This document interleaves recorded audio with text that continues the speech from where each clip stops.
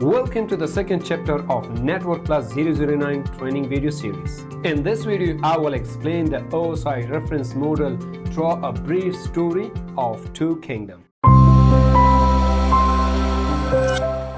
Once upon a time, there were two neighboring kingdoms, Kingdom AhmadShah Durani and Kingdom Bride. These two kingdoms want to communicate important messages, trade secrets, and maintain peace. However, sending messengers between them was a complicated task, as their method of communication were different. So they decided to establish a similar system to ensure their messages could travel securely and to be understood on both sides. Layer 1. At the most basic level, they built a strong and stable bridge between them for having physical connection. Now messages could physically travel using horses, messengers, or ships, much like wires, cable, or signal in the networking world. Second layer. As messages start to travel across the bridge, each kingdom assigned a guard at both ends to ensure that the message is not changed or lost along the way. These guards were responsible for organizing the flow of messages and ensure the packages are reached to the other side without errors, much like frames in the networking world. And if any error occurred during the transit, the guard would request the message to be resent. Layer 3.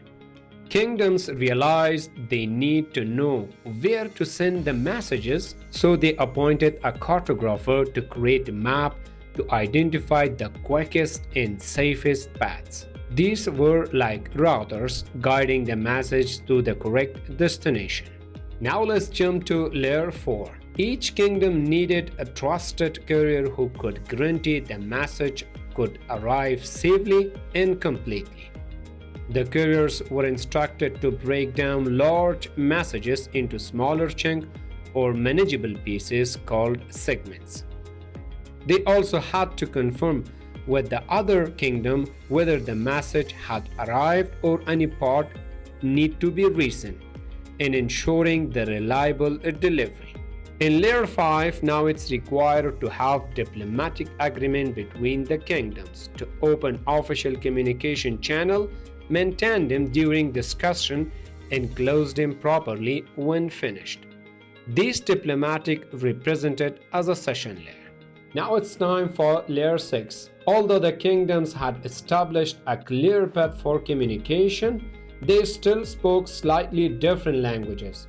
So they employed translators to convert the messages into format both kingdoms could understood, in making sure the format was readable, like data encryption and compression was implemented properly. Last but not least, in layer 7, or at the topmost layer, the messages reached to the spokesman of the kingdom, who deal directly with the messages and interpreted them for the kingdom or queen.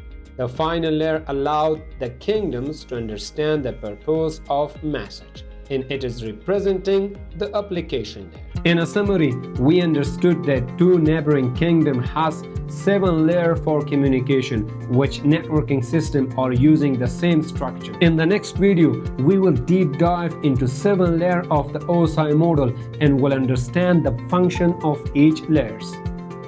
So like the video and subscribe the channel for do not missing this Network Plus 009 training video series.